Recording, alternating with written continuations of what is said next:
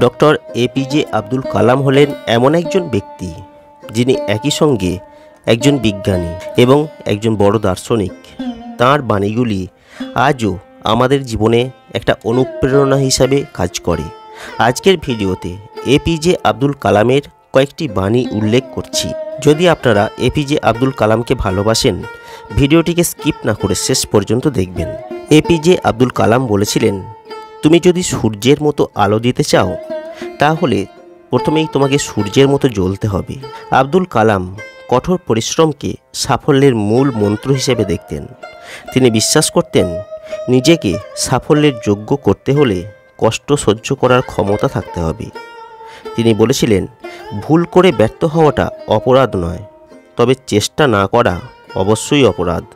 তিনি মনে করতেন, ব্যর্থ হওয়া কোনো দোষ নয়, তবে চেষ্টা না করা বা হাল ছেড়ে দেওয়া আসলে ব্যর্থতা। সফল হওয়ার জন্য তোমার প্রয়োজন আত্মবিশ্বাস এবং কঠোর পরিশ্রম। কোনো শর্টকাট এখানে নেই। তিনি দ্রুত সাফল্য লাভের পরিবর্তে দীর্ঘমেয়াদী পরিশ্রমে বিশ্বাস করতেন, যা প্রকৃত সাফল্যের পথ তৈরি করে দেয়।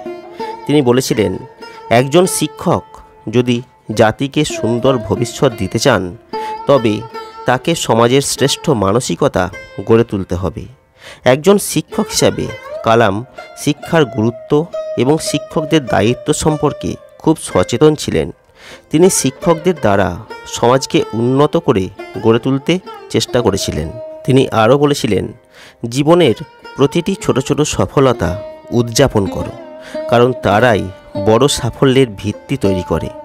তিনি ছোট অর্জনগুলির মূল্য বুঝতেন এবং মনে করতেন, প্রতিটি ছোট সাফল্য একজন মানুষের আত্মবিশ্বাস এবং সংকল্পের শক্তিকে দৃঢ় করে। মানুষের জীবনের সবথেকে বড় শক্তি হলো তার নিজস্ব মন এবং মনোবল।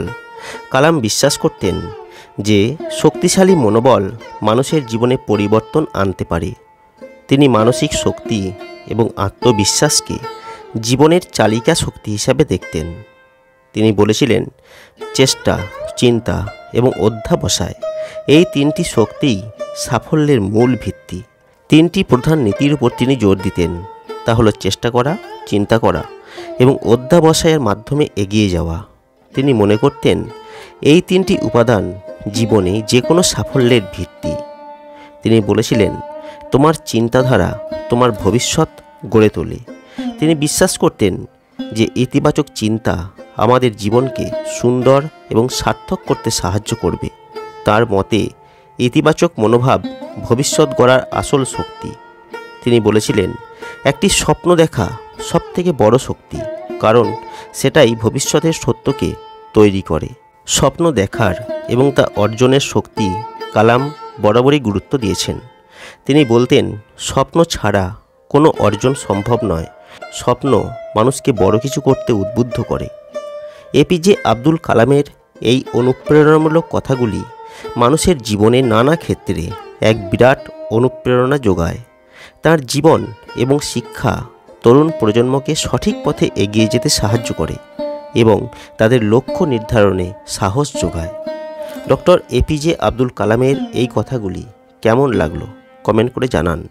যদি ভিডিওটিকে ভালো লাগে, লাইক করুন, শেয়ার করুন আর অবশ্যই চ্যানেলটিকে সাবস্ক্রাইব করুন।